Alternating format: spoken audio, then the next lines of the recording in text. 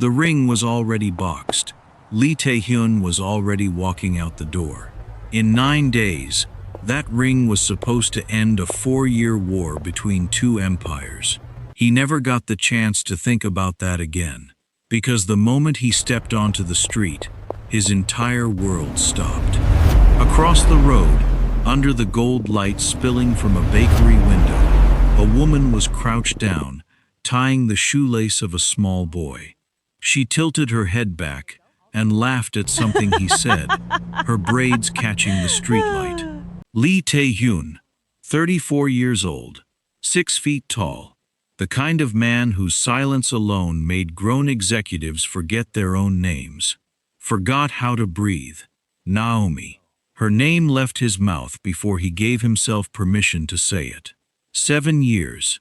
He had spent 7 years trying to forget that exact laugh.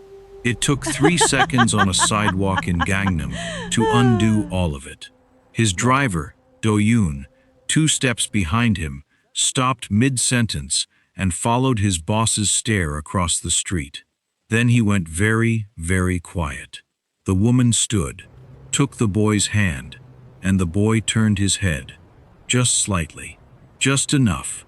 Lee Tae Hyun, a man who had once watched a rival's entire shipping fleet burn without his expression changing, a man who had negotiated million-dollar deals at gunpoint without his pulse rising past 60, felt the ring box slip out of his fingers and hit the pavement. Because the boy had his eyes. Not similar. Not close. His exact eyes. Dark. Sharp at the corners. The same eyes his own mother always said made him look like he was solving an equation that hadn't even been invented yet. "Sir?" Do-yoon said, already bending down to grab the fallen box. Tae Hyun didn't answer. He was already moving toward them. Smash that like button right now. Subscribe if you're new here, and drop a comment telling us where you're watching from today. A quick reminder before today's story begins. Many viewers asked where they can find more Mafia Boss romances without searching through dozens of videos. That's why I created the Ultimate Mafia Boss Love Collection, featuring 15 complete stories, 20 audiobooks, and 5 exclusive bonus stories, not available on YouTube, but only through the collection. If you'd love to enjoy these stories anytime without ads or interruptions, you'll find the link in the description. Now, let's get started. Who exactly was this woman who could stop the coldest man in Seoul's underworld dead in his tracks on a crowded street? Why did she disappear from his life 7 years ago without a single word of explanation? No goodbye, no forwarding address, nothing but silence where a whole relationship used to be. And the boy standing beside her, the one with Tae Hyun's exact eyes set into a small, serious face. Was that simply a cruel coincidence? The universe had decided to play on a man already drowning in an arranged marriage he never wanted? Or was it something far more dangerous? The kind of truth that could unravel an empire built on secrets and silence. Because here is what Tae Hyun did not know yet. Standing frozen on that sidewalk, while his driver scrambled to retrieve a $40,000 ring off the concrete. Somewhere inside his own organization, someone had been counting on him, never seeing this woman again. Someone had worked very, very hard to make sure of it. And that someone was about to find out their plan had just failed in the worst possible way. To understand what was unraveling on that street corner, you have to go back 7 years, before the cold silences, before the arranged marriage, before Tae Hyun became the kind of man whose name alone made grown executives forget how to speak.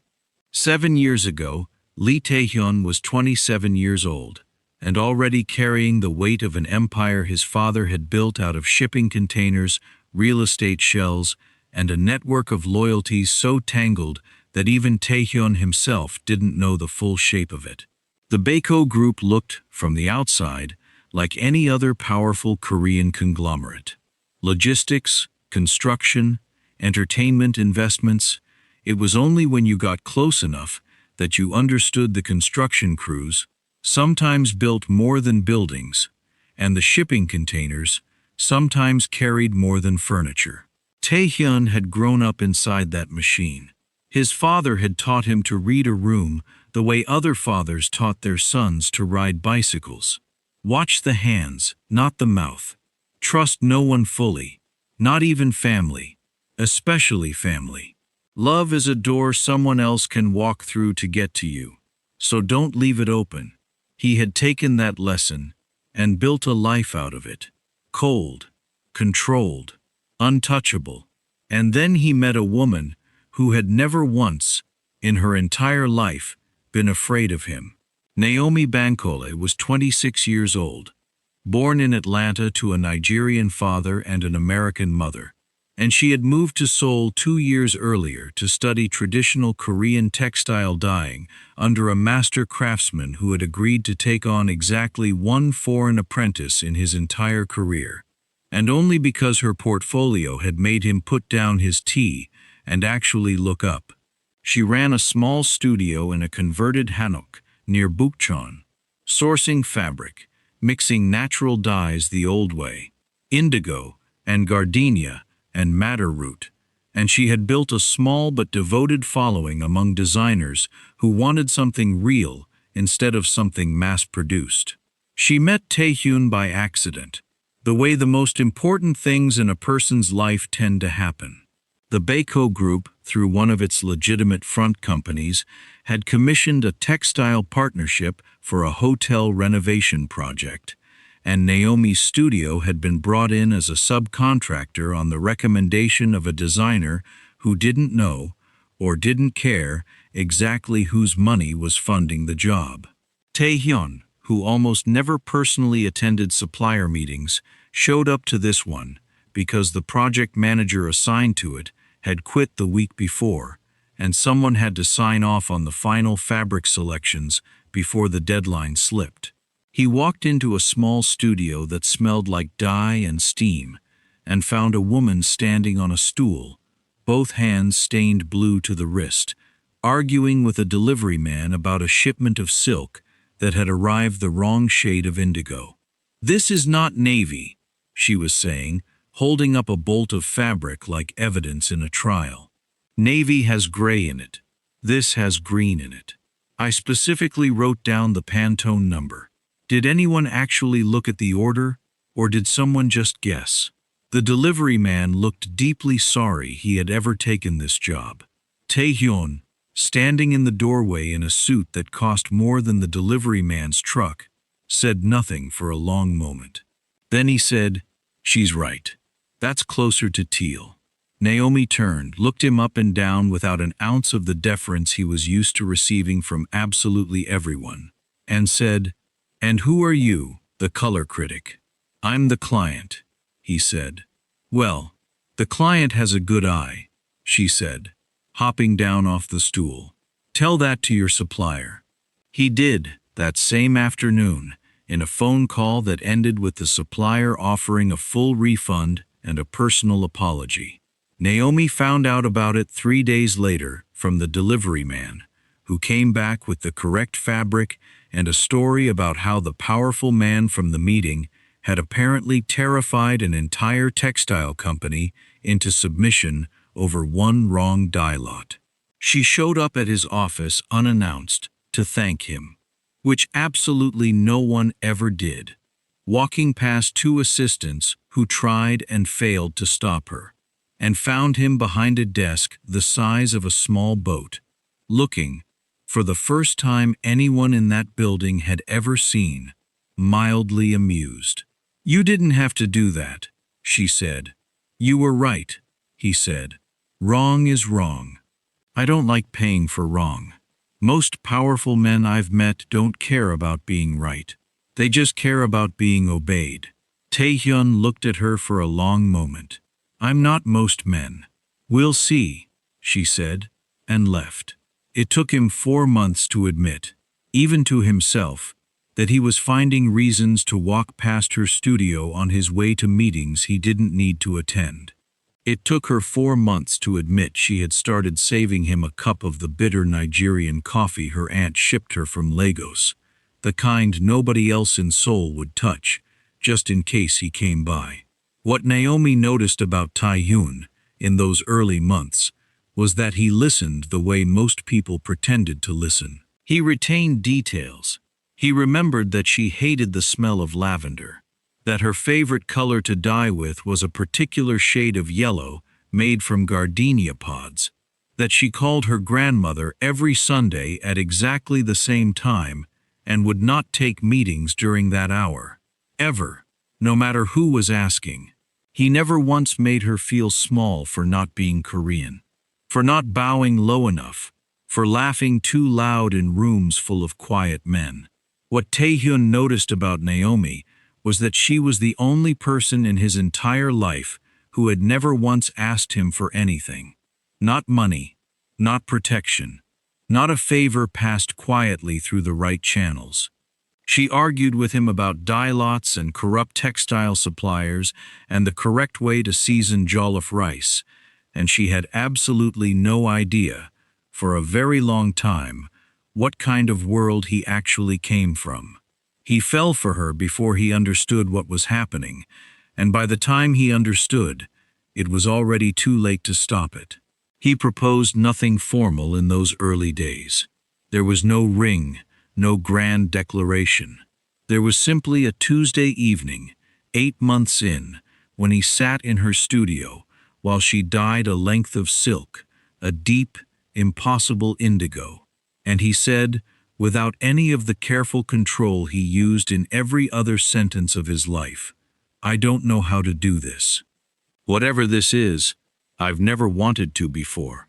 Naomi set down the fabric, wiped her hands on her apron, and looked at him for a long, quiet moment. "You're doing fine," she said. "You're already doing it." His mother, Han Mi-suk, found out 3 weeks later, and her reaction was exactly what Tae Hyun expected and dreaded in equal measure. She did not yell. She never yelled. She simply asked one question, in a voice so calm it could cut glass. "Does she know what we are?" "No," Tae Hyun admitted. "Then she doesn't know what she's standing in front of." His cousin Choi Dae-sung, second in command of the Baeko group and the man Tae Hyun's father had trusted more than almost anyone outside their own bloodline, took a different approach entirely. He smiled, clapped Tae Hyun on the shoulder and said, "She's good for you. Lighter. Keep her around as long as you want, cousin. Just don't be stupid about it." Tae Hyun should have heard the warning buried inside that sentence. He didn't. He was too busy, for the first time in his adult life, being happy. For nearly a year, Lee Tae Hyun lived something that almost resembled an ordinary life. He learned to sit on the floor of a tiny Hanok studio without complaining about his suit. He learned that Naomi sang under her breath while she worked, off-key and completely unself-conscious, old Fela Kuti songs mixed with whatever was playing on the radio. He learned the specific weight of her hand in his during the rare evenings when no one from either of their worlds was watching. She learned that he flinched, just slightly, at sudden loud noises, a habit from a childhood she never fully understood the cause of. She learned that when he was stressed, truly stressed, the kind of stress he never let show on his face, his thumb would move in slow, unconscious circles against the inside of his opposite wrist, like he was checking for a pulse that might have stopped. She learned to recognize that small motion the way you learn to read weather, and she learned, eventually, that it almost always meant something was about to go wrong, even when he insisted nothing was. But love inside Tae Hyun's world was never simply love. It was leverage waiting to be discovered by the wrong person. The rumors started small, the way rumors inside organizations like the Baeko Group always did. A whispered comment that the young heir's foreign girlfriend was asking too many questions about his business. A suggestion, planted carefully in a casual conversation, that perhaps she was not as innocent as she appeared, that perhaps someone, a rival family, a foreign intelligence contact, a journalist looking for a way in, had placed her deliberately in Tae Hyun's path. None of it was true. All of it was designed to feel true, the way the best lies always are, built from just enough real detail to survive a first glance. Naomi began to notice things shifting around her without understanding why. A studio assistant who suddenly stopped showing up for work, frightened off by a conversation no one would explain to her. A landlord who raised her rent without warning, then dropped the increase the moment she threatened to leave, as though someone had simply wanted to see how she would react under pressure. Phone calls that disconnected the moment she answered. A feeling, persistent and exhausting, of being watched by people who disappeared the instant she turned to look at them. She told Tae Hyun. He believed her completely, and that belief frightened him more than anything else in his life ever had, because it meant someone close to him, someone with real access, was working against the one person he had never once had to be careful around. He started investigating quietly, the way he investigated everything, through channels his cousin had taught him personally.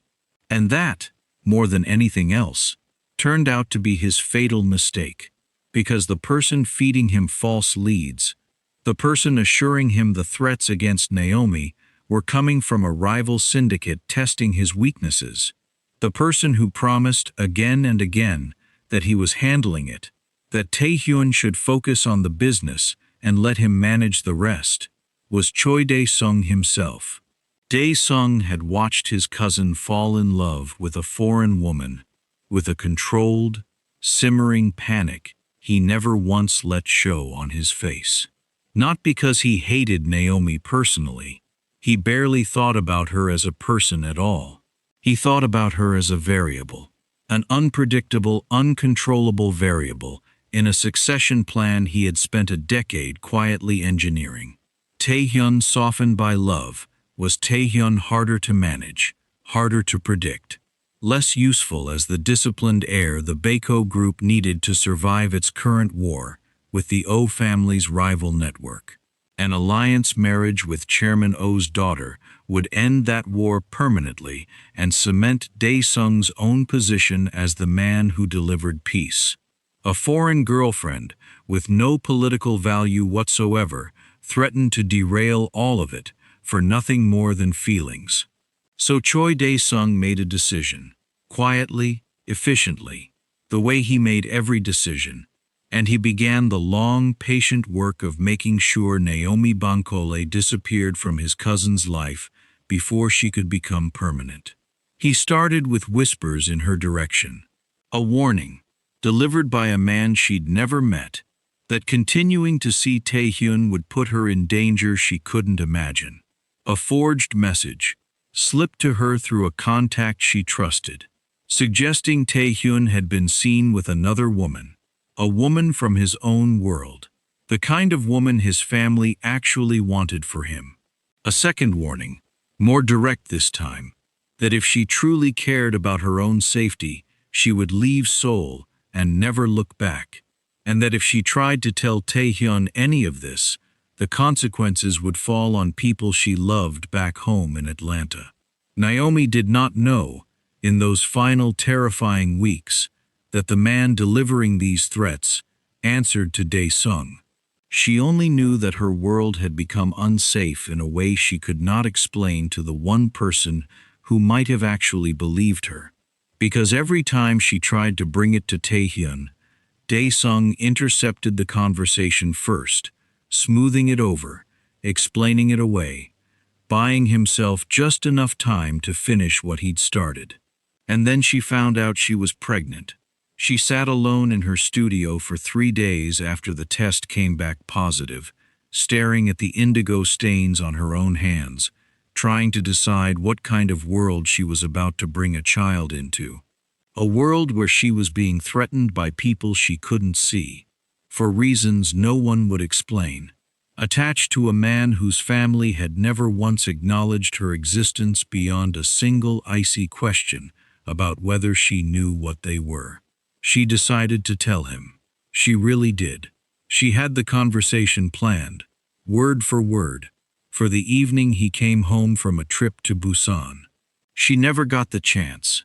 2 nights before he returned, the final threat arrived, delivered in person this time by a man who showed her photographs, doctored just enough to look real, of Tae Hyun, at a hotel with another woman, Oh Soo-min herself, smiling, intimate, staged with a precision that took weeks to engineer. The man told her, calmly, the way you deliver bad weather news, that the engagement between the two families had already been quietly arranged, that Tae Hyun had known for months, that she had simply been a convenient distraction before his real life began. It wasn't true. Not one frame of it was true, but it was built from exactly enough real fear, real isolation, and real exhaustion that Naomi, alone, pregnant, and terrified in a country 8,000 miles from her family, believed it. She packed 2 suitcases in a single night. She left no note for Tae Hyun, because what was there to say to a man who had, in her mind, already chosen someone else while letting her be hunted in the shadows of a life he never fully let her see. She bought a one-way ticket to Atlanta with money she had been saving for new dye equipment, and by the time the sun rose over Seoul the next morning, she was already gone. Tae Hyun came home from Busan to a studio stripped bare and a phone number that no longer existed. He searched for her with every resource an empire like his could offer. Private investigators, contacts at the airport, favors called in from people who owed him their lives. The trail went cold in Atlanta within 3 weeks, swallowed by a city of 6 million people and a woman determined never to be found by anyone connected to Seoul again. Dae-sung, watching his cousin's search with a desperation that frightened even him, told Tae Hyun what he needed to hear. She left because she got scared. She left because the life was too much for her. She left because, deep down, she never really wanted any of it. Tae Hyun eventually stopped searching, not because he stopped caring, but because there was nothing left to search for. He buried what he felt the only way he knew how, by becoming exactly the kind of man his father had raised him to be. Colder, sharper, untouchable. He told himself, for 7 long years, that he had simply lost a woman who decided she didn't love him enough to stay. He had no idea he had lost a son.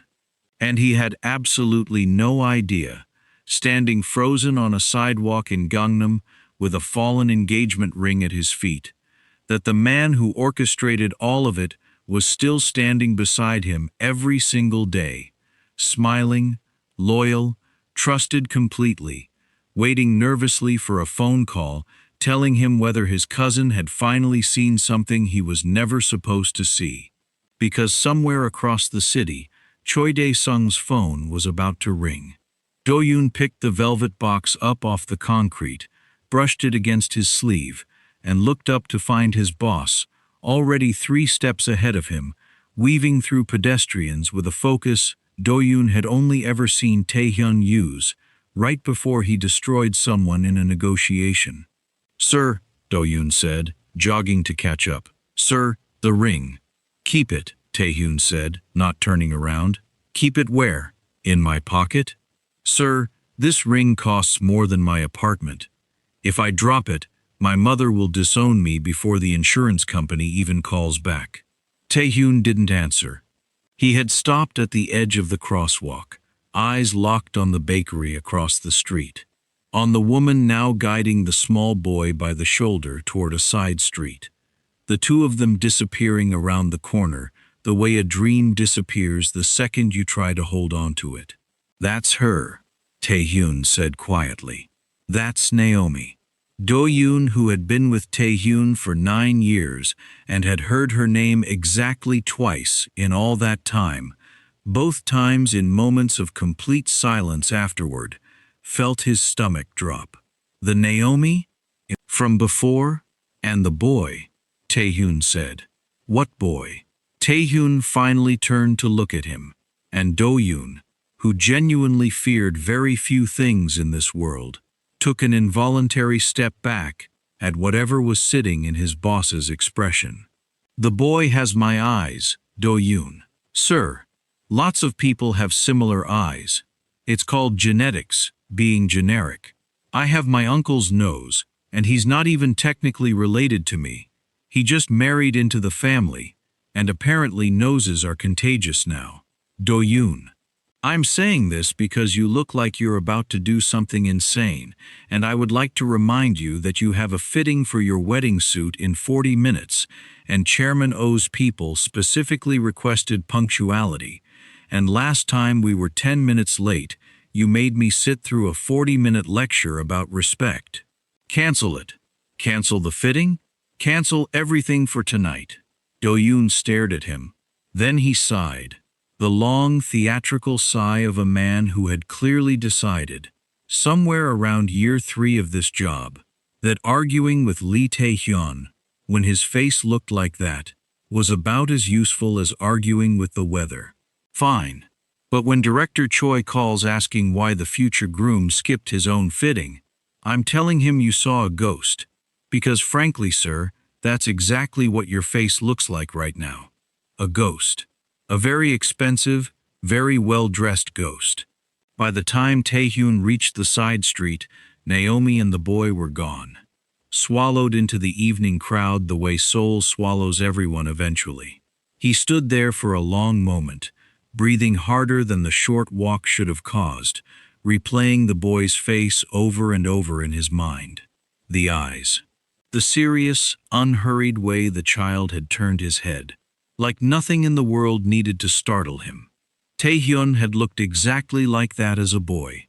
In the one surviving photograph his mother kept of him at age 6, standing stiff and unsmiling beside his father, at some company function neither of them wanted to attend. He thought about the math without wanting to. 7 years since Naomi disappeared. A boy who looked to be somewhere around 6, maybe 7 years old. The numbers lined up with a precision that made his chest tighten. He spent the rest of that night doing something he had not done in years, something that would have horrified his entire organization if they had known. He went home alone, sent his security detail away, and sat in the dark of his penthouse with a glass of whiskey he never touched, turning a single thought over and over in his mind until it had worn a groove. At 5 a.m., he called Do Yoon and told him to find out everything he could, quietly, about a Nigerian-American woman named Naomi Bankole, who had recently returned to Seoul. Quietly meaning, Do Yoon asked carefully, the kind of quietly where nobody in the company finds out, or the kind of quietly where only 12 people find out instead of 200. The first kind. That's going to be hard, sir.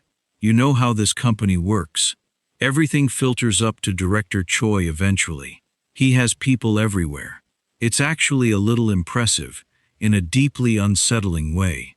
Then make sure it doesn't filter up to him, Tae Hyun said. Not yet. Not until I know what I'm dealing with. Do Yoon looked at him for a long moment, something careful crossing his face. You really think it's true, that the boy is yours? I don't think anything yet, Tae Hyun said. I need to know. What Tae Hyun did not say, what he barely let himself think even in the privacy of his own head, was that some part of him had already decided, the moment he saw that boy's eyes, that he was not going to marry Oh Soo-min in 9 days no matter what the answer turned out to be. Naomi found out he had seen them 3 days later. In the worst possible way. She was at the small fabric workshop she had reopened on the outskirts of Itaewon, a much smaller, much warier version of the studio she'd run 7 years earlier, when her friend Bisi burst through the door holding her phone like it was about to explode. BC had known Naomi since their first year in Seoul. Two foreign women navigating a city that alternately welcomed and quietly excluded them. And she had the specific gift of saying the exact wrong thing at the exact right volume. Naomi, you need to sit down. I'm already sitting down, BC. I'm dyeing silk. What is it? Keon's after-school teacher just called me because she couldn't reach you, and she said a man came to the pickup gate asking about Keon by name. Naomi's hands went very still over the dye vat. What man? Tall, Korean, expensive suit. The teacher said he didn't try to take him or anything. He just stood at the fence and watched for a few minutes, and then left when security noticed him. Naomi's heart was already pounding before BC finished the sentence, but it was the next detail that made the blood drain completely from her face. She said he was asking the front desk if a boy named Keon Bankole attended the school. She said when they told him to leave, he just stood there a second longer, like he wasn't done looking. And then he said, and I'm quoting exactly what she told me, he said, "Tell his mother Tae Hyun came by." Naomi did not remember walking out of the workshop. She did not remember the taxi ride. She remembered, with a clarity that scared her, standing at the school gate 20 minutes later, scooping Keon into her arms, so hard he laughed, and asked if she'd missed him that much. And she remembered thinking, with a kind of cold, ancient dread, he found us. After 7 years, he actually found us. She had spent 7 years building a wall around herself and her son, so high and so thick that she had genuinely started to believe, in her better moments, that the wall would simply hold forever. She had a small life, a small business, a small, fierce family of 2, plus BC, plus a handful of people in Seoul's expat community who knew her only as the quietly talented woman who dyed fabric and never talked about Keon's father. She had told Keon, when he was old enough to start asking, that his father lived far away and that some adults made complicated choices, and she had hated every single word of that explanation the moment it left her mouth, because it wasn't even close to the truth, and she didn't have the truth to give him, only the version of events that had driven her halfway across the world, 7 years pregnant and terrified. She had never told Tae Hyun about Keon, because by the time she understood she was carrying his child, she believed completely that he had already chosen someone else, that the woman in the photographs was his future, that the threats against her life had been the price of standing in that future's way. She left to protect a child she hadn't even met yet, from a danger she believed Tae Hyun himself had created, even if not directly with his own hands. Now he was standing at her son's school, saying his name to strangers, and Naomi understood with terrible clarity that the wall she had spent 7 years building had just cracked straight down the middle. That night, after Keon had finally fallen asleep, clutching the stuffed elephant he'd had since infancy, Naomi sat on the floor of her small apartment with BC and a bottle of wine. Neither of them was actually drinking, and she said the thing she had not said out loud in 7 years. He's going to find out Keon is his. BC didn't ask if Naomi was sure. She had met Keon. She had seen the photograph of Tae Hyun that occasionally surfaced in Korean business news. The cold, sharp-jawed air of some company everyone whispered about, but no one explained clearly. The resemblance, when you knew to look for it, was impossible to miss. "What are you going to do?" BC asked. "I don't know," Naomi said. "Run again, maybe." "Naomi, I know how that sounds." Naomi wrapped her arms around her knees, looking smaller in that moment than BC had seen her look in years. "But the last time I stayed and tried to fight for the truth, I ended up alone, pregnant, 8,000 miles from my own mother, hiding from people I never even saw coming. I'm not doing that to Kian. I'm not putting him anywhere near that world. What if it's not what you think it was? Bissy said carefully. What if the threats, the photos, all of it? What if none of that actually came from him? Naomi was quiet for a long time. Then someone lied to me for months and ruined both our lives for no reason. And I don't know which version of that story scares me more. She did not run. Whatever else Naomi Bankole was, she had never once in her life been the kind of woman who ran simply because the ground started shaking. She stayed, because Kian had a life here now. Friends, a school he loved, a small garden plot at the community center where he insisted, with absolute 7-year-old confidence, that his tomatoes were going to be the biggest in Seoul this year. She stayed, and she waited for Tae Hyun to come find her properly, because some stubborn, exhausted part of her knew, with total certainty, that he would. He came 4 days later, alone, no driver, no security, dressed in plain dark clothes instead of his usual tailored suits, standing outside her workshop door at exactly the hour she closed up for the evening. Naomi saw him through the glass before he knocked, and for one long moment, neither of them moved.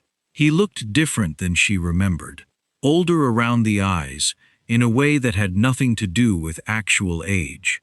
Still sharp, still controlled, but there was something underneath it now, something that hadn't been there 7 years ago. A kind of exhausted wariness she recognized instantly, because she carried the exact same thing in her own face every time she looked in a mirror. She opened the door because there was nothing else left to do. "You found us," she said. Her voice came out flatter and colder than she expected, but it held. "I saw him," Tae Hyun said. "On the street, by accident. I wasn't looking for you. And then you went looking for him at his school." "Yes, that's not by accident anymore, Tae Hyun. That's a choice. I needed to know." "Know what?" He looked at her steadily, and for a moment all the careful distance either of them had built over 7 years simply evaporated, leaving two people standing in a doorway with the truth sitting between them, enormous and unavoidable. "Is he mine?" Naomi felt something break loose in her chest, grief and fury arriving at the exact same moment, indistinguishable from each other. "Are you serious right now? You disappear for 7 years, you let me believe you'd already moved on to someone else before I even left the country, and now you show up asking if he's yours like you have any right to an answer?"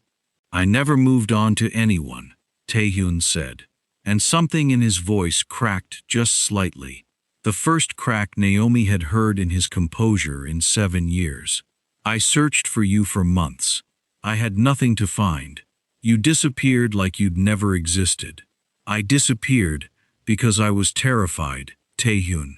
Men I never met threatened me. Someone showed me photographs of you with Oh Soo-min, intimate photographs, told me the engagement was already arranged, told me you'd known about it for months, and let me believe otherwise. I was alone and pregnant in a city 8,000 miles from my mother, and I had no one to trust, so I left." Tae Hyun went very still. "What photographs?" "Don't," Naomi said. "Don't act like you don't know." "I'm not acting like anything," he said, and his voice had dropped low and dangerous, in a way Naomi had never once heard directed at her.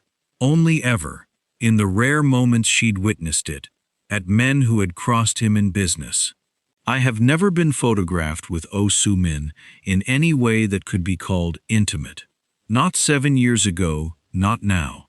Whoever showed you that was lying to you, and I need to know who." Naomi searched his face for the performance she expected to find there, the careful diplomatic deflection of a powerful man caught in an old lie. She did not find it. What she found instead frightened her more than anything he could have said, because it looked exactly like the truth. Someone inside my organization fed you false information, Tae Hyun said slowly, working through it as he spoke, like a man finally turning over a stone he should have turned over years ago. Someone close enough to know things about my schedule, my movements, close enough to fabricate photographs convincing enough to make you believe them. Someone who wanted you gone before I could find out you were pregnant. Why would anyone want that? Because a foreign girlfriend was a liability to a marriage alliance that was already being quietly arranged behind my back, Tae Hyun said, and his hand, without him seeming to notice, had begun moving in slow, unconscious circles against the inside of his opposite wrist. A son outside that alliance would have been an even bigger liability. An heir who could complicate succession. Someone wanted both problems gone permanently, and they were patient enough and close enough to me to make it happen without my noticing for 7 years. Naomi felt the floor of her certainty shift under her feet. Who? I don't know yet, Tae Hyun said, but I'm going to find out. He looked past her then, into the small apartment behind the workshop, where the light from Kian's bedroom spilled faintly into the hallway. Can I see him? He asked, and for the first time in 7 years, Lee Tae Hyun's voice sounded less like the air of an empire, and more like a man simply asking for the one thing he had never known he was missing. Naomi looked at him for a long, long moment, weighing 7 years of grief against the rawness sitting plainly on his face, a rawness she had genuinely never seen on him before, not once. In all the time she'd known him. Not tonight, she said finally. I need to think. I need to be sure. I understand. Do you? No, he admitted, but I'm going to try to. He left without pressing further, which surprised her more than anything else that night. And Naomi stood in the doorway long after his car had pulled away, replaying the look on his face when he'd asked about the photographs. The genuine, dawning horror of a man realizing he had been betrayed by someone he trusted completely, for far longer than he ever imagined. Before we continue, a quick note for everyone who loves these Mafia Boss romance stories. I've bundled 20 of our most loved Afro-Korean romance stories into the ultimate Mafia Boss Love Collection. You'll get all 15 complete stories, 20 audiobook versions, plus 5 exclusive bonus stories you won't find on YouTube. If you'd love to enjoy these stories anytime without ads or interruptions, you'll find the link in the description below.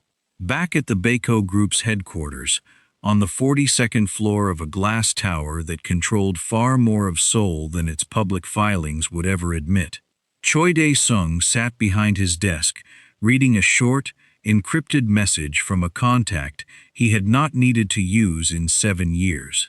He saw them. He's asking questions about Naomi. He went to the boys' school. Dae-sung read the message twice, set his phone face down on the desk, and sat in silence for a long moment, his expression giving away absolutely nothing to the empty room around him. Then he picked the phone back up and began typing a message of his own, one that would set in motion the very thing he had spent 7 years trying to prevent from ever happening, because Choi Dae-sung had not survived this long inside the Baeko Group by panicking when a plan started to crack. He had survived by making sure that whoever threatened to expose him never lived long enough to finish the sentence. The wedding preparations did not slow down simply because the groom had disappeared into a sudden, unexplained silence. If anything, they accelerated. The way machinery left running without supervision tends to speed up rather than stop. Chairman Oh Byung-chul called Tae Hyun's office 4 times in 2 days, his voice growing colder with each unanswered message, until finally he called Choi Dae-sung directly, a man he trusted, a man whose calm efficiency had brokered this entire alliance from the very beginning. Your cousin missed his own fitting, Chairman Oh said. No greeting, no pleasantries. My daughter is asking questions I cannot answer. Tell me there is nothing to worry about, Director Choi. There is nothing to worry about, Chairman, Dae-sung said smoothly. Tae Hyun has been dealing with a sensitive business matter. He'll be ready by the ceremony. I give you my word. He hung up the phone and sat very still for a moment. The calm mask he wore for every single person in his life, slipping, just slightly, just for himself, in the privacy of his own office. He had built this alliance for 10 years. He had buried a young woman's entire life 7 years ago to protect it. Had watched his cousin search for her with a grief so total it had genuinely worried him at the time. Not out of guilt, but out of the practical concern that grief that deep might never properly heal into the discipline the family needed from its heir. He had told himself every single year since that he had made the correct decision, the necessary decision, the kind of decision a real leader makes when sentiment threatens the survival of everything. He was not about to let one accidental sighting on a sidewalk undo a decade of careful work. He picked up his phone again and made a call to a man whose name appeared nowhere in any of the Baeko Group's official records. A man he used exactly twice before, both times for problems too delicate to be solved through ordinary channels. I need a situation handled, Dae-sung said quietly. Quickly and quietly. There's a child involved. There was a brief pause on the other end of the line. How quietly? Quiet enough that no one ever finds the connection back to me, Dae-sung said. I don't want him hurt. I want him removed. Somewhere far from Seoul. Somewhere his mother can be convinced to follow without asking too many questions about why. And if she doesn't follow quietly, Dae-sung's jaw tightened. Then we'll deal with that when it happens. But it won't come to that. Frightened mothers run. That's what they do.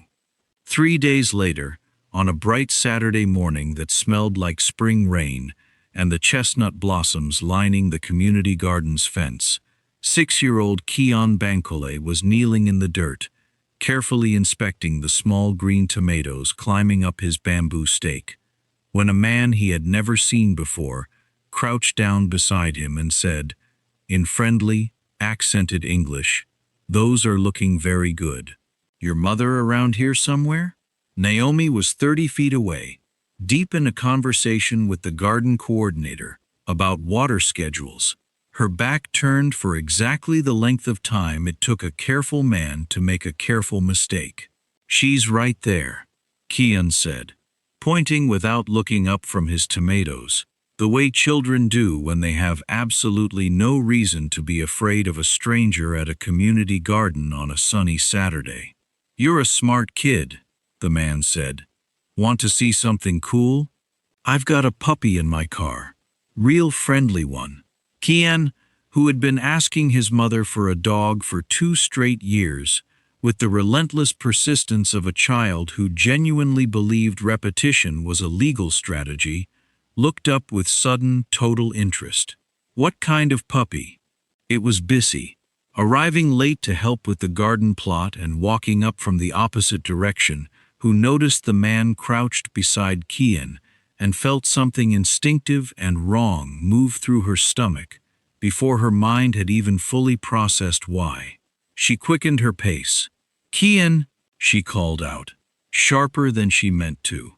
The man straightened up fast, far too fast for someone who'd simply been admiring a child's tomato plants, and Bissy watched him glance once, quickly, toward a dark sedan idling at the edge of the garden's parking area, engine running, windows tinted.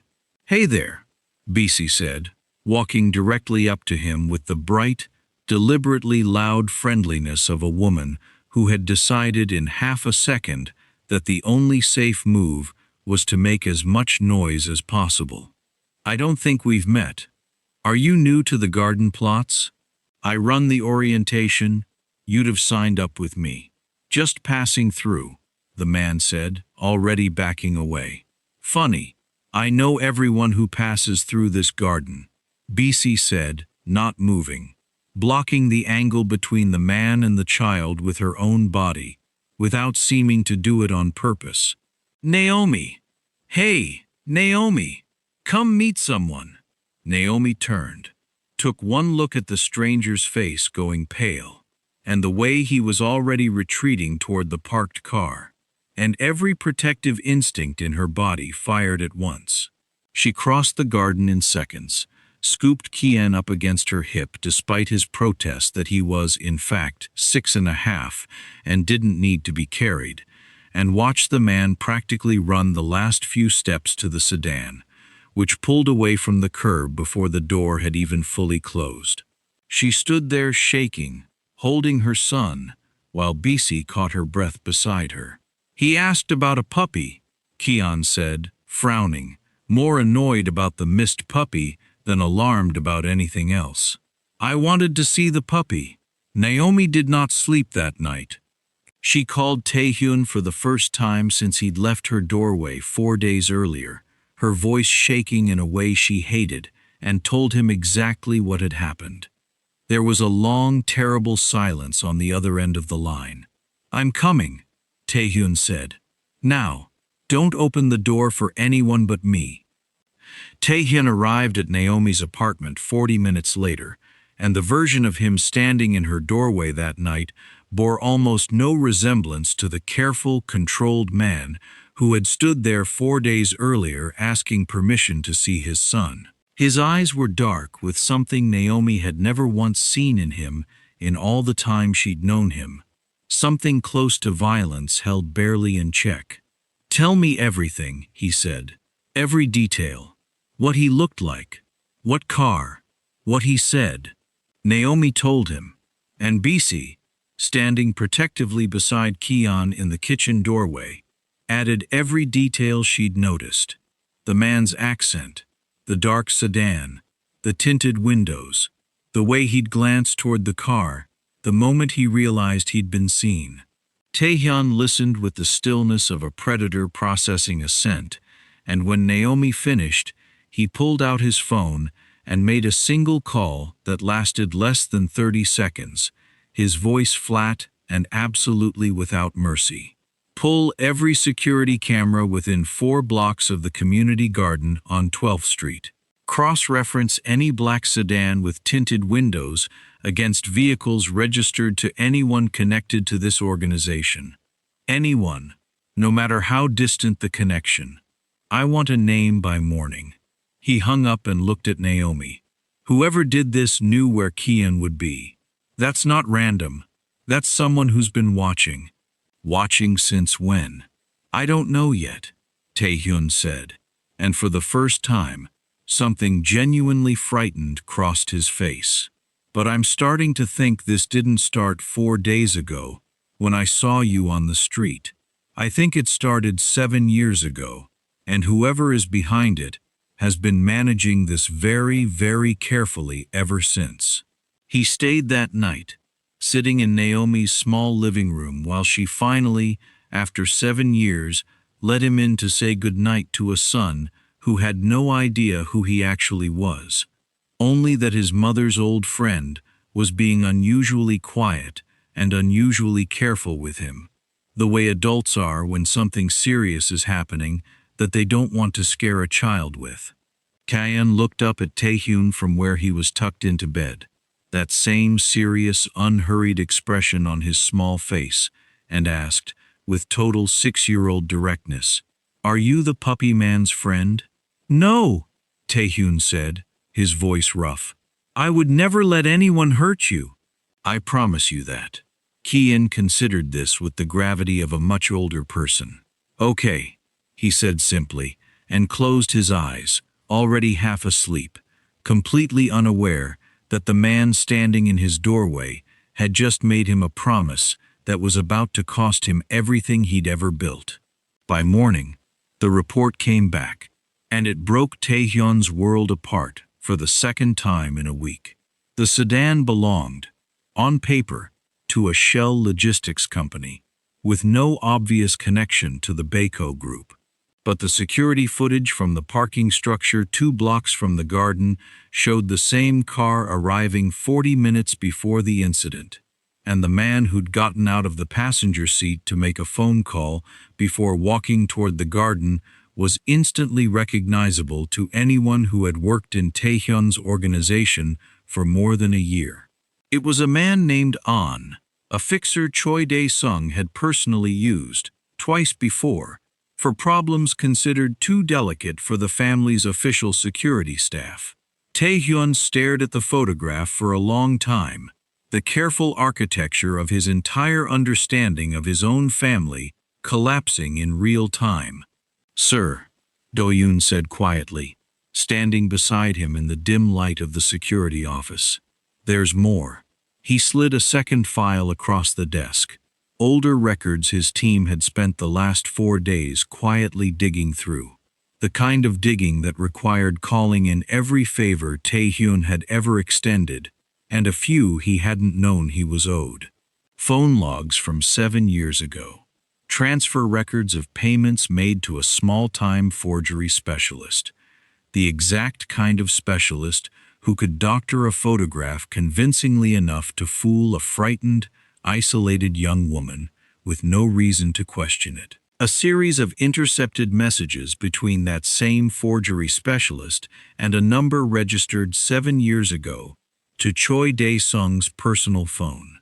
Tae Hyun sat in absolute silence for nearly a full minute, the truth settling into him slowly, like a stone sinking through deep water. His cousin, the man who had taught him half of what he knew about running this family, the man who had stood beside him at his father's funeral, who had clapped him on the shoulder and told him Naomi was good for him. Lighter, keep her around as long as he wanted, just don't be stupid about it. That same man had spent 7 years systematically destroying the only happiness Tae Hyun had ever known, had separated him from a pregnant woman through fabricated photographs and manufactured threats, had let him grieve in silence for a relationship Da-sung himself had murdered, and had now, 4 days ago, sent a man to lure a 6-year-old child into a car with the promise of a puppy. "Why?" Tae Hyun said quietly. Not really a question, more a sound a man makes when the world stops making sense the way he thought it did. "Succession," Do-yoon said gently, because someone had to say it out loud. If you'd had a son outside the political marriage 7 years ago, it would have complicated everything Director Choi had been building toward. An heir with no political value to the O alliance. A scandal involving a foreign mistress and an illegitimate child. Right when he needed you stable, predictable, and bound to the right family. He couldn't control that variable, sir, so he removed it. Tae Hyun stood up so fast his chair nearly toppled backward, and for the first time in his entire adult life, Do-yoon watched the legendary, untouchable composure of Lee Tae Hyun shatter completely, replaced by something raw and furious and entirely, dangerously human. "He tried to take my son," Tae Hyun said, his voice low and shaking. "He tried to put a 6-year-old boy in a car. Sir, we need to be careful about how we move on this. If Director Choi realizes we know, I don't care what he realizes," Tae Hyun said. "I am done being careful for this family."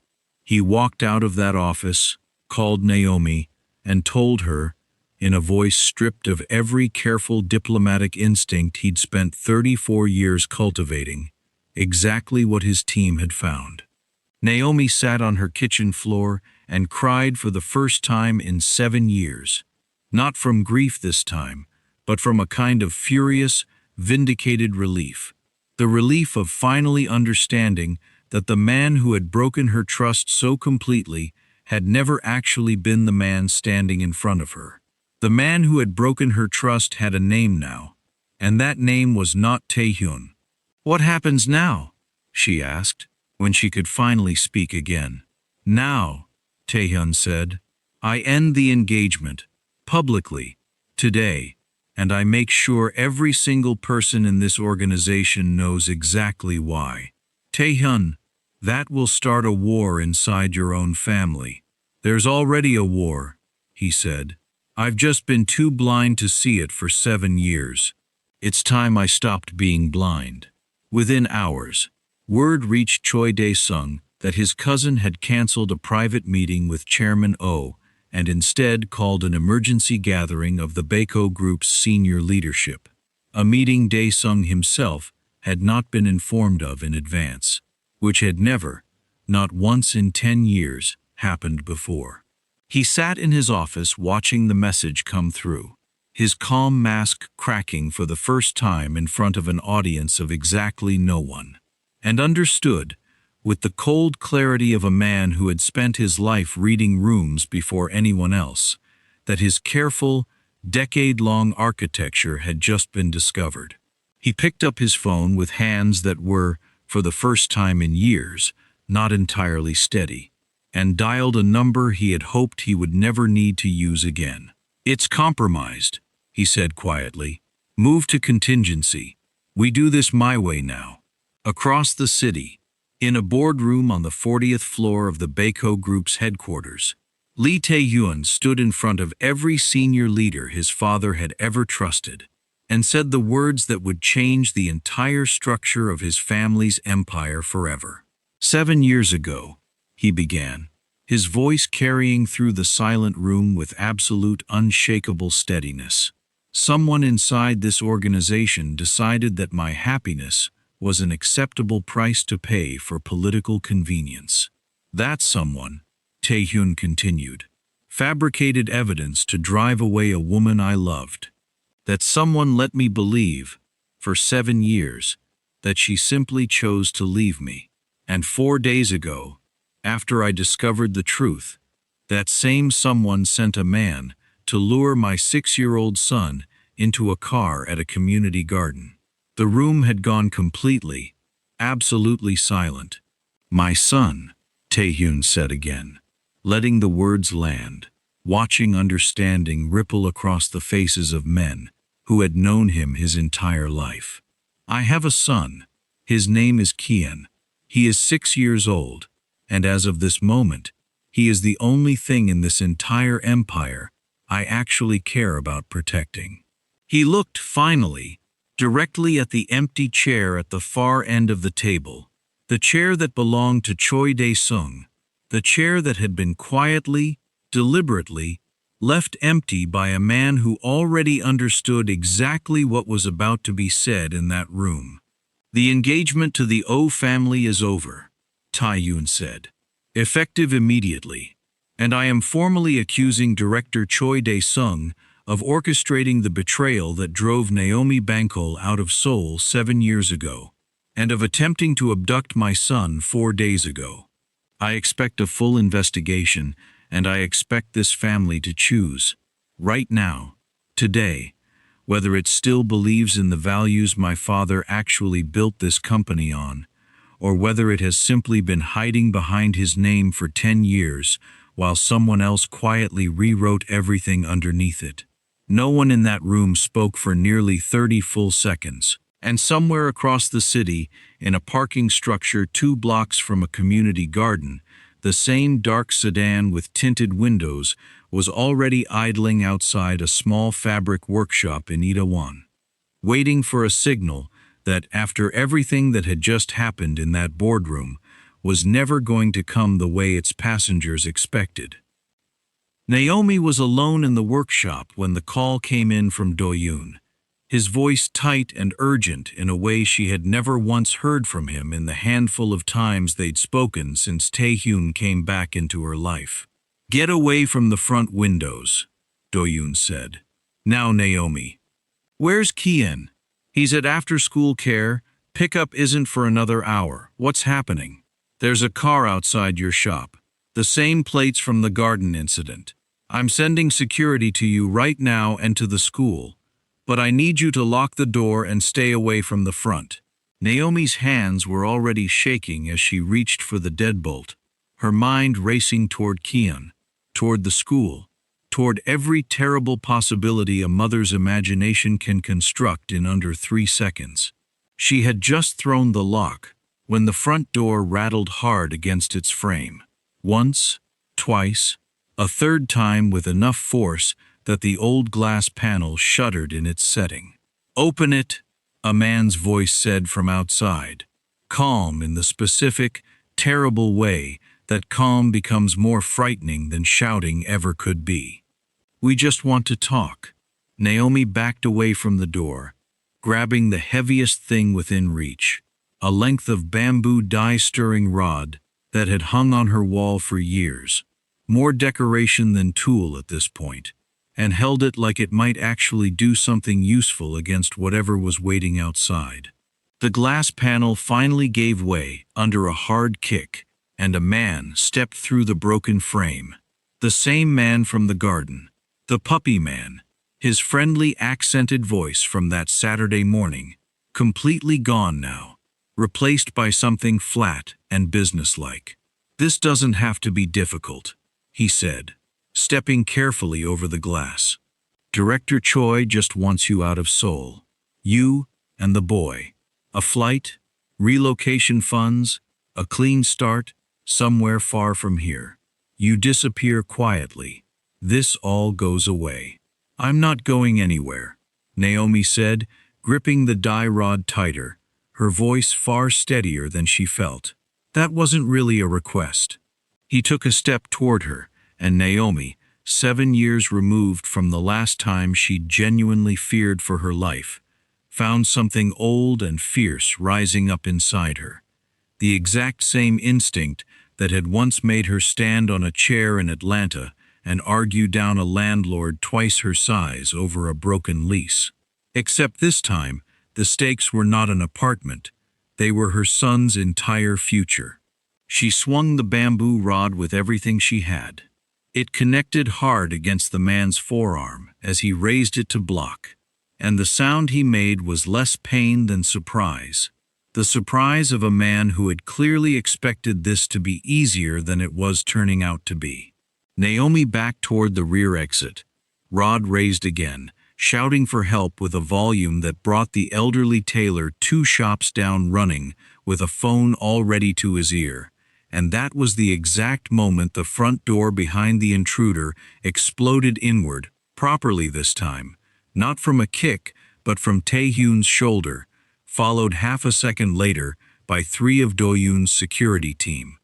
What happened in the next 90 seconds was fast, brutal, and entirely one-sided. The man from the garden, who had clearly been told this would be a simple intimidation job and nothing more, found himself outnumbered and overpowered before he could even reach for whatever he'd been carrying in his jacket. Tae Hyun reached Naomi first, pulling her back behind him with an arm across her shoulders, his whole body angled between her and the chaos, and the look on his face as he scanned her for injuries was something Naomi had genuinely never seen on him before.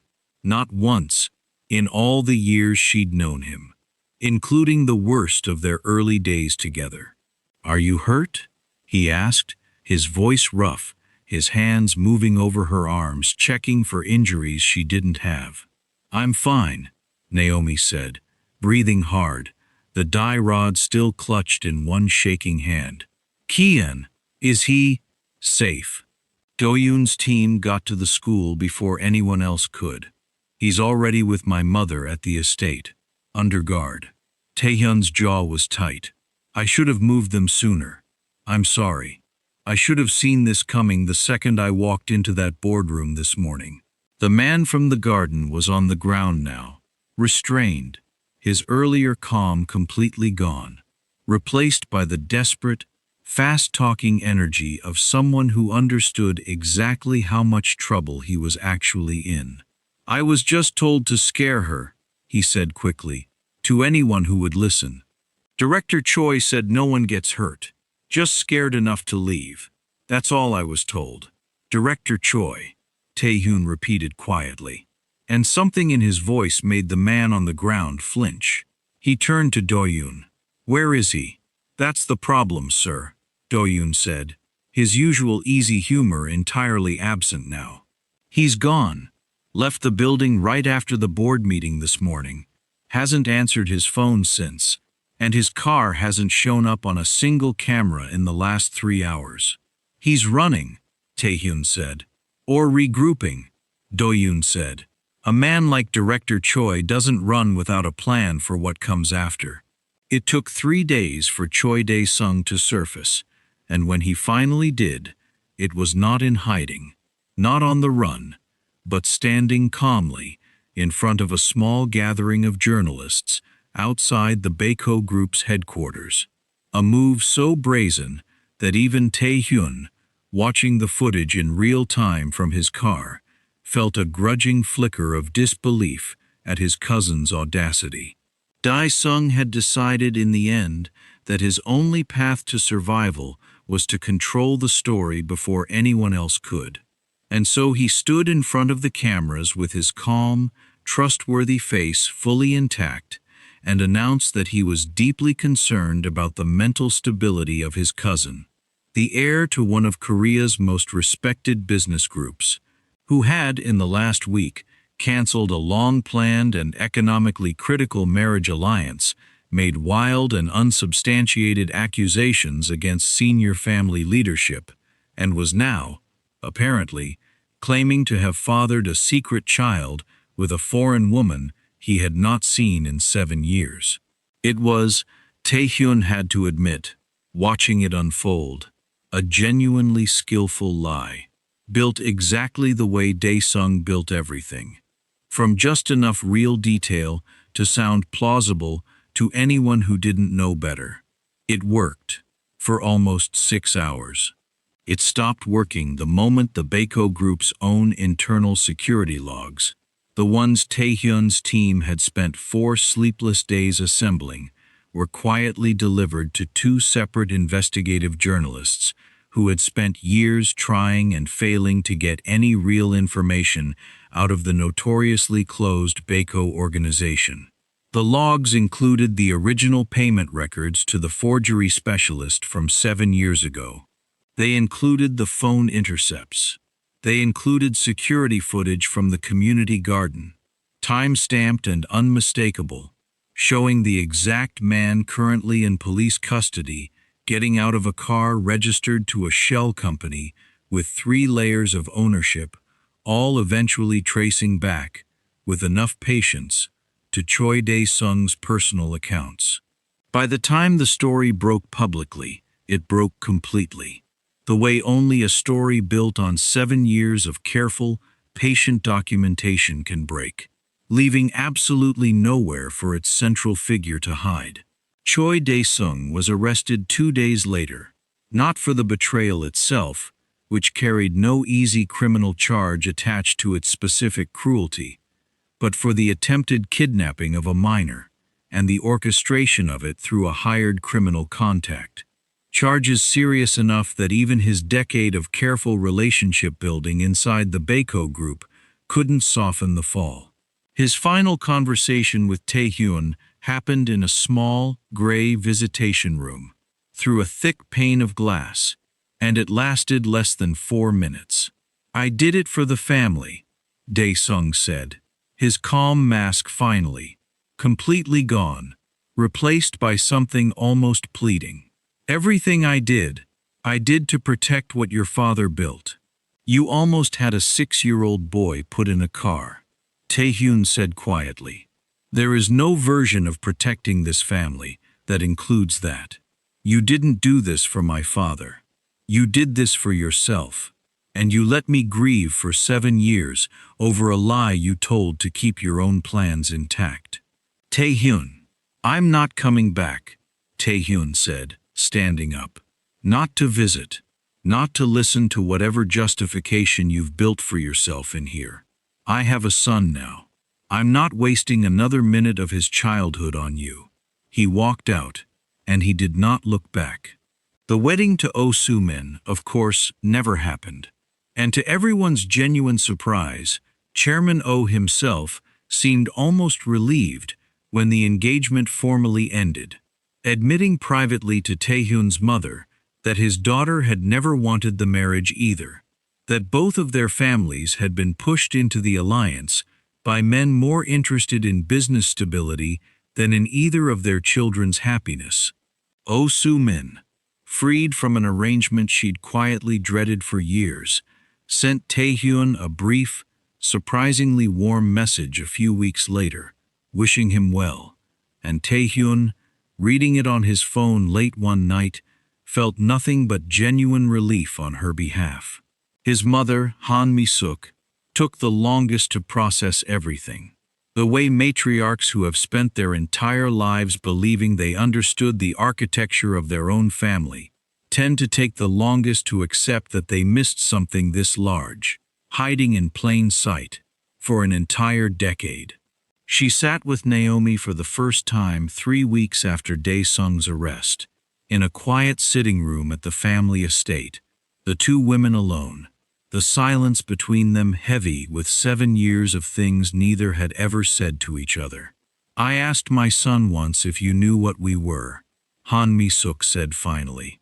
"I meant it as a warning. I see now it should have been an apology instead." "You don't owe me an apology," Naomi said carefully. "I owe you several," the older woman said. "But I will start with this one. I am sorry it took my own family 7 years and a 6-year-old's safety on the line before anyone bothered to find the truth you were trying to tell us the whole time. It was not forgiveness, not yet, not completely. But it was the first real crack in a wall that had stood between them since the very beginning." And Naomi, watching the older woman's careful composure soften by exactly that much, found herself, for the first time, believing that whatever came next might actually have room for her in it. Kian, for his part, adjusted to the sudden, enormous shift in his world, with the specific resilience of a child who is fundamentally certain of his mother's love and therefore has a remarkably steady foundation to absorb everything else. He met Tae Hyun properly for the first time 3 days after the incident at the workshop, in the quiet garden of the family estate, Naomi standing close but giving them space, and the conversation that followed was, by every account afterward, almost unbearably simple for something that had taken 7 years and an entire family's collapse to arrive at. "My mom says you're my dad," Kian said, examining Tae Hyun with the same serious, unhurried attention he gave everything, including tomato plants and unfamiliar dogs. "I am," Tae Hyun said. "I didn't know about you until very recently. If I had known, I would have come sooner. I want you to know that." Kian considered this for a long moment. "Are you the reason the puppy man came to the garden?" The directness of it, the casual, devastating clarity only a 6-year-old can deliver, hit Tae Hyun harder than anything Dae-sung had said to him through that visitation room glass. "Not because of anything I did," he said carefully. "Because of someone in my family who didn't want me to find you. He's not going to bother you or your mom ever again. I promise you that." "Okay," Kian said. The same simple, total acceptance he'd offered Tae Hyun in his bedroom doorway weeks earlier. Then, after a pause, with the abrupt subject change that belongs only to small children, "Do you know anything about dogs? I know that I'm going to get you one, if your mother says it's allowed." Kian turned, immediately and with great purpose, toward Naomi. Mom, he said he's getting me a dog." "Did he?" Naomi said, raising an eyebrow at Tae Hyun over her son's head, the first genuine, unguarded smile crossing her face in longer than she could remember. "I did say that," Tae Hyun admitted. "I should have checked with you first." "You absolutely should have. I'll get you 2 dogs, Tae Hyun said to Kian, with the perfectly straight face of a man who had spent his entire life negotiating impossible deals and had just discovered the most important negotiation of his career involved a 6-year-old and household pets. Tae Hyun. "Fine. 1 dog. A small one."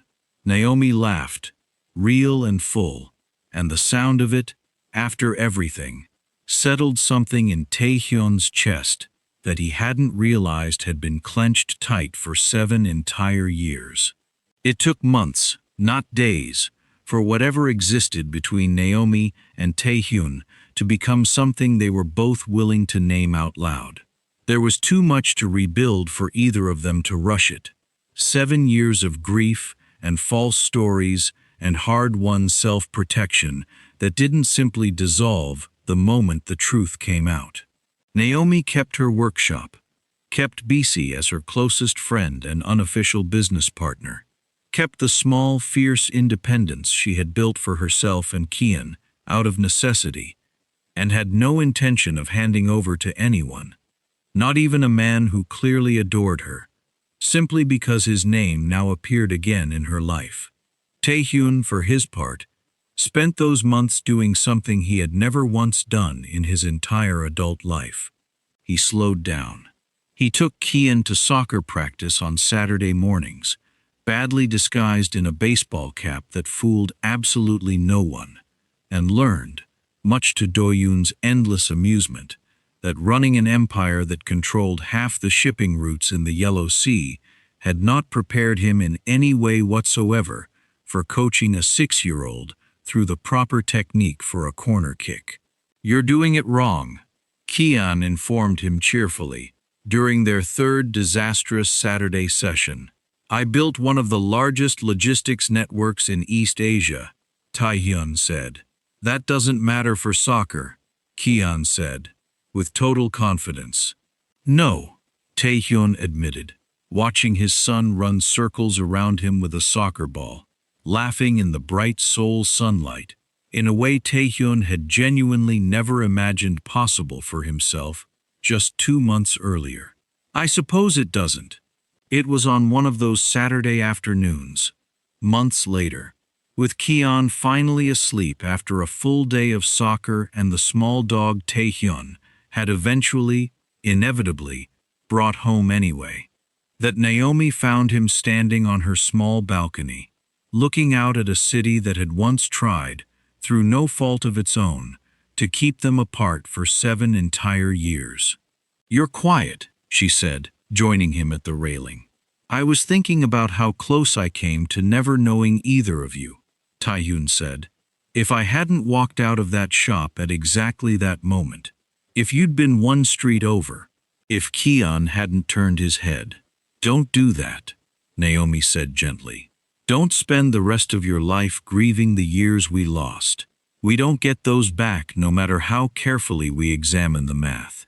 We only get whatever comes next." Tae Hyun turned to look at her, the city lights catching the same careful, unguarded warmth in her eyes that had first stopped him cold in a tiny dye studio 8 years ago, long before any of this began. "Then let's make sure whatever comes next is worth all of it," he said.